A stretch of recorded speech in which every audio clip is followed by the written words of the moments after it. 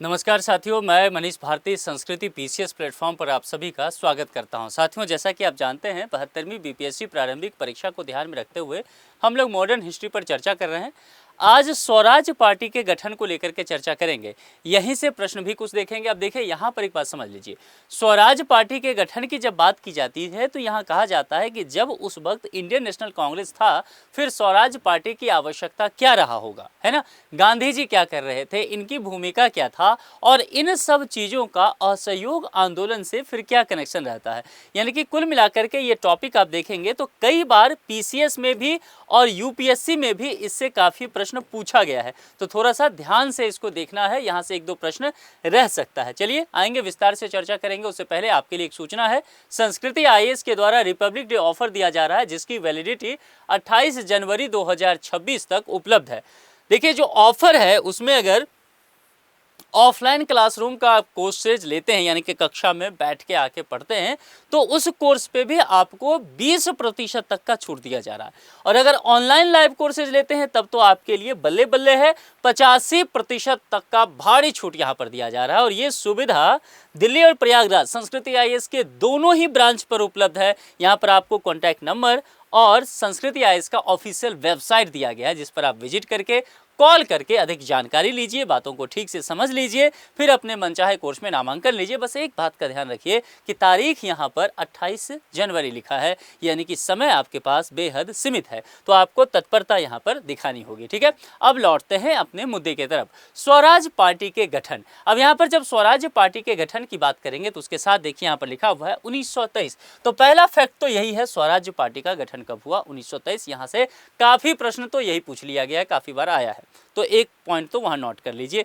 कुछ इसके बैकग्राउंड को समझिए। यहां पर है वर्ष 1919 भारतीय शासन अधिनियम। देखिए, जो यहां पर भारतीय शासन अधिनियम 1919 है ना, इसके कुछ अंश संविधान जब हम आज़ाद हो गए और संविधान हमने निर्माण किया उसमें भी रखा गया। हालांकि 1935 वाला ज़्यादा रखा है हमने, लेकिन 1919 के भी कुछ पॉइंट रखे हैं, ये बात ध्यान रखिएगा, इसलिए महत्वपूर्ण है। यहाँ से प्रश्न बनता है, यहाँ जो स्थापित इसके द्वारा, इस अधिनियम के द्वारा स्थापित केंद्रीय और प्रांतीय विधानमंडल में कांग्रेस ने इसका बहिष्कार कर दिया। कांग्रेस ने क्यों बहिष्कार किया, किसने कहा बहिष्कार करने, तो हमारे राष्ट्रपिता बापू जो थे महात्मा गांधी, उन्होंने ये कहा कि हम इसका विरोध करते हैं, कांग्रेस को इसमें शामिल नहीं होना चाहिए।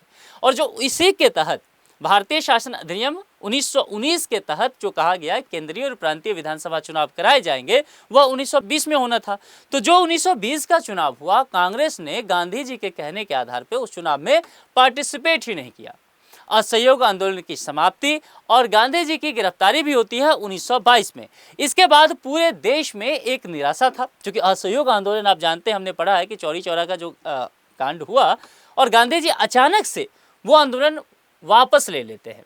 गांधी जी ने नारा दिया था कि 1 साल में हम स्वराज की प्राप्ति कर लेंगे। पूरा देश झूम उठा था, बापू के साथ साथ उनके पीछे चल पड़ा था।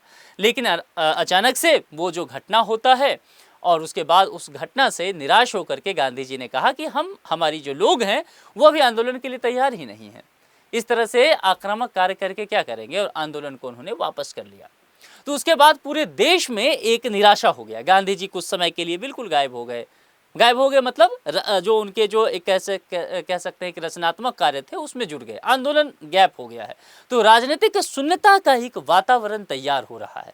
अब जो राजनीतिक शून्यता का वातावरण तैयार हो रहा है, कांग्रेस पार्टिसिपेट कर नहीं रही है चुनावों में, ना केंद्रीय ना प्रांतीय चुनाव में, तो कुल मिलाकर के लोग ये नहीं समझ पा रहे हैं कि फिर इस देश का स्वतंत्रता संग्राम का आंदोलन आगे कैसे चलता है।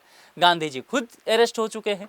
इन्हीं सब चीज़ों के बीच में एक नई राजनीतिक विचारधारा का उदय हो रहा है देश में, और निराशाजनक वातावरण में मोतीलाल नेहरू और चित्तरंजन दास, इन्होंने नई राजनीतिक विचारधारा लोगों के सामने प्रस्तुत किया।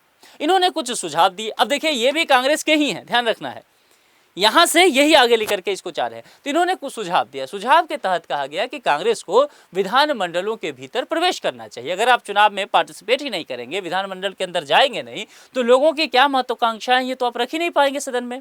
तो आपको एंट्री लेना चाहिए, है ना। और अंदर से भी क्या करना चाहिए, संघर्ष करना चाहिए, और सिर्फ सड़कों से भी नहीं, अंदर सदन के अंदर जाकर भी ब्रिटिश शासन को चुनौती देना चाहिए। और उद्देश्य था कि 1923 का जो चुनाव है उस चुनाव में कांग्रेस पार्टिसिपेट करे, विधानमंडलों में पहुंचे। इन्हीं सब चीजों को लेकर के 1922 में एक अधिवेशन होता है, गया का अधिवेशन कांग्रेस पार्टी का। अब इस अधिवेशन में भारी मतभेद हो गया। वर्ष 1922 के गया अधिवेशन में कांग्रेस ने बहुमत से इस प्रस्ताव को अस्वीकार कर दिया था। क्यों कर दिया? गांधी बापू ने कांग्रेस को स्पष्ट तौर पर कहा था, चुनाव से दूर रहना, इसमें इन्वॉल्व हो मत जाना, हम नहीं अंग्रेजों के साथ जाएंगे, इसकी कहे हुए बातों को नहीं मानेंगे, 1919 का जो अधिनियम आया है पूरी तरह से उसका बाइकआउट करेंगे। मामला समझ में आ रहा है?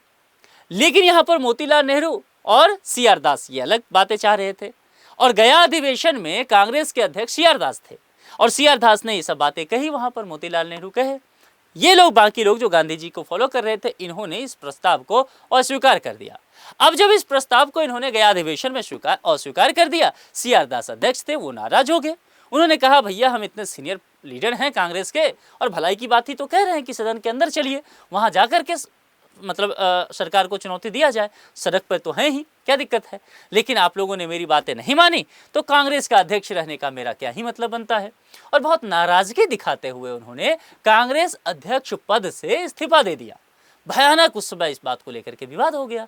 लेकिन अब वही बात मैंने क्या कहा, राजनीतिक शून्यता हो चुका है देश में, ये समझ नहीं आ रहा है। और असहयोग आंदोलन को वापस लेना सभी लीडर के मन मस्तिष्क पर बहुत बुरा प्रभाव पड़ा। बहुत ज्यादा लोग जो कि गांधी के बहुत बड़े भक्त हुआ करते थे, समर्थक, वो आलोचक अचानक से बन गए। बहुत सारे लोग, मैंने आपको पहले बताया था, वकालत छोड़ के आए थे, काम जहां धंधा था सब त्याग दिया था, आंदोलन में जुड़ गए थे। अब उनको समझ में नहीं आ रहा था कि वो करेंगे क्या। मामला समझ में आ रहा है?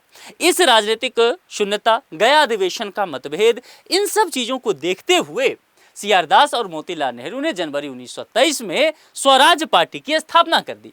कांग्रेस के लीडर थे, कांग्रेस से अलग होकर के, और स्वराज पार्टी का मोटो भी बता दिया, ऑब्जेक्टिव बता दिया। इन्होंने कहा कि देखिए, हम चुनावों से बाहर नहीं रहने वाले हैं, चुनावों के माध्यम से हम सदन में पहुंचेंगे और विधानमंडलों में प्रवेश करके ब्रिटिश सरकार को सदन के अंदर से भी चुनौती देंगे, सड़क से भी चुनौती देंगे। मामला समझ में आ रहा? काउंसिलों का काम ना करने दे करके, काउंसिल को हम काम करने नहीं देंगे, परिषद को, और 1919 के भारत शासन जो अधिनियम है उसका एक तरह से उल्लंघन भी करेंगे। मामला समझ में आ गया?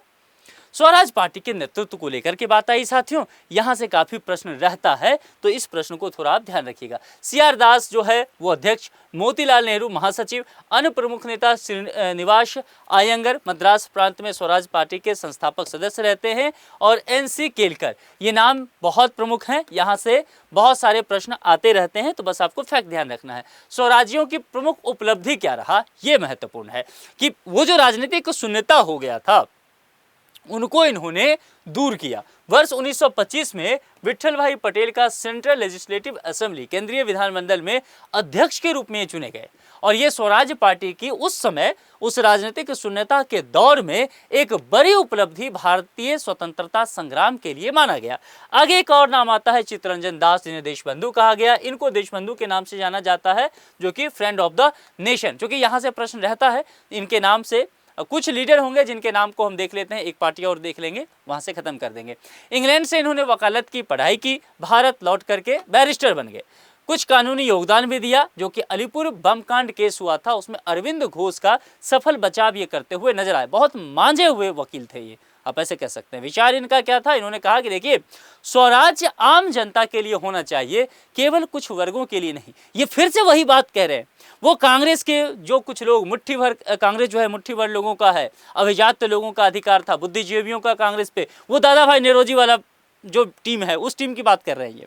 तो यहाँ पर ये भी ये कहते नजर आ रहे हैं कि भाई स्वराज जो है ना सबका होना चाहिए, आप किसी वर्ग तक या कुछ सीमित लोगों तक इसे संभाल करके बांध करके नहीं रख सकते। इन पर प्रश्न आता है, कुछ ध्यान रखिएगा।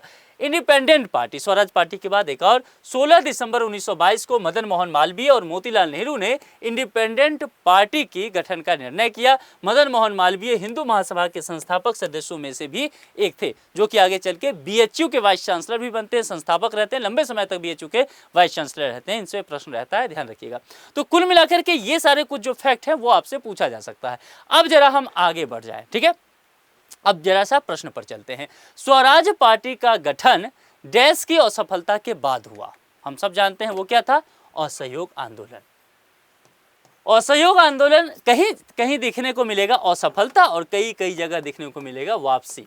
इस बात पर डिबेट है कि क्या यह असफल रहा या इसको वापसी ही कहा जाए। ठीक है, हमें डिबेट में प्रीलिम्स में नहीं पढ़ना है, डिबेट की बात की जाएगी तो मेंस में आएंगे, डिबेट करेंगे। मोतीलाल नेहरू स्वराज दल के नेता थे, निम्न में से कौन दल में नहीं था। अब वो स्वराज दल का जो मैंने लीडर कहा था वहां देखिए कहां पर गया, श्रीनिवास अयंगर मेंबर रहते हैं, चित्तरंजन दास तो रहते ही हैं, विठल भाई पटेल अध्यक्ष चुन के जाते हैं, सी राजगोपालाचारी नहीं, सी राजगोपालाचारी जो हैं एकदम गांधी जी के भक्त है ना, स्वराज दल के नेता नहीं रहते हैं। इन्होंने तो इन सब चीज़ों का बड़ा विरोध भी किया, गया अधिवेशन में परिवर्तन जो हुआ था इन सब चीज़ों को बहुत ही ये सपोर्ट किए थे गांधी जी के चीज़ों को लेकर के। ठीक है, तो यहाँ पर ध्यान रखिएगा सी राजगोपालाचारी नहीं होंगे। निम्न में से कौन एक स्वराज पार्टी से संबंधित नहीं थे, यहाँ फिर लीडर का नाम आ गया, मोतीलाल नेहरू, CR दास, NC केलकर, राजेंद्र प्रसाद। अगेन राजेंद्र प्रसाद, जो भी गांधी जी से बहुत प्रभावित होंगे उनकी टीम के रहेंगे, वो नहीं होंगे, इस बात को ध्यान रखिएगा। प्रश्न ऐसा ही इस पर आएगा। बिहार में स्वराज दल का गठन जो है वह किसने किया, श्री कृष्ण सिंह। श्री कृष्ण सिंह कौन रहते हैं बताएंगे आप लोग, बिहार के पहले मुख्यमंत्री, यही आगे चल करके बनते हैं श्री कृष्ण सिंह। यह प्रश्न आ चुका है एक बार, मेरे ख्याल से आज से 70वीं BPSC है, 69वीं में शायद यही प्रश्न था, है ना। पहला ही प्रश्न ये था कि बिहार के प्रथम मुख्यमंत्री कौन थे, ये ध्यान रखिएगा। मामला क्लियर। स्वराज दल का गठन जो है यही वहां पर करते हुए नजर आते हैं। आगे बढ़ जाएं। स्वतंत्रता पूर्व भारत में निम्नलिखित में से किसने केंद्रीय विधानसभा में स्वराज दल का समर्थन किया था, ध्यान रखना है। अब यहाँ पर यह प्रश्न थोड़ा बढ़िया बन गया है और इस प्रश्न को जनरली लोग गलत करके आते हैं, क्यों आते हैं बताता हूँ। जो इस प्रश्न का जवाब होगा, नवंबर 1923 में विधान परिषद का चुनाव होता है।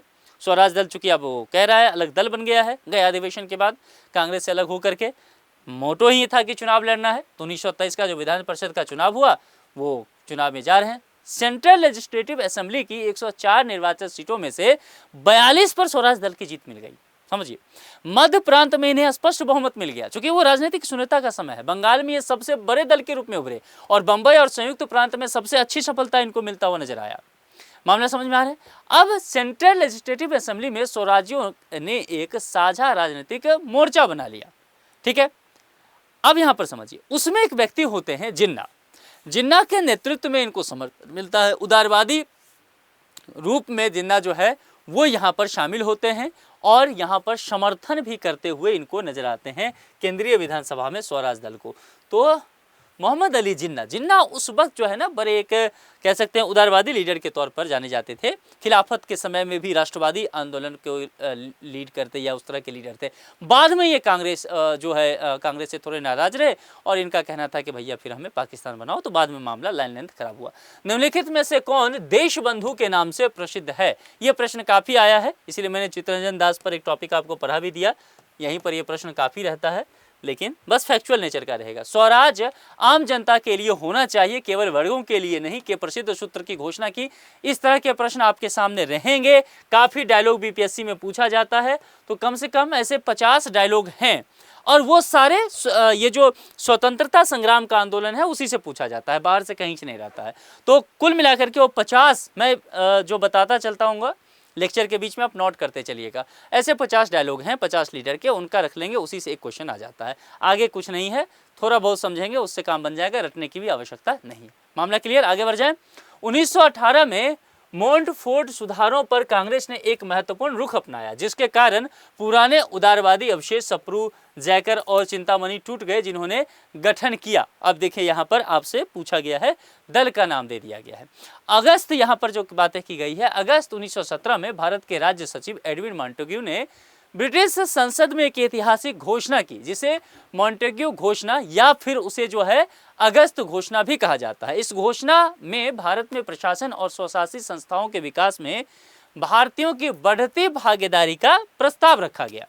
मॉन्टेग्यू ने सुधारों पर कार्य करने के लिए उस वक्त के तात्कालिक वायसराय हुआ करते थे लॉर्ड चेम्सफोर्ड, उनके साथ मिलकर भारत में संवैधानिक सुधार को आगे करना चाहे। एक रिपोर्ट भी उन्होंने बताया था जिसे मॉन्टफोर्ड रिपोर्ट अथवा मॉन्टेग्यू चेम्सफोर्ड रिपोर्ट भी कहा जाता है। यहीं से ये प्रश्न है। तो सबसे पहले समझ गए कि प्रश्न कहाँ से है।